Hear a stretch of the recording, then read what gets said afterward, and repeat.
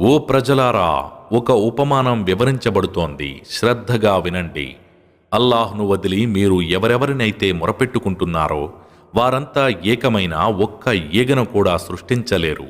పైగా ఈగ వారి నుంచి ఏదైనా వస్తువును ఎగరేసుకుపోతే వారు దాన్ని కూడా దాని నుండి విడిపించుకోలేరు.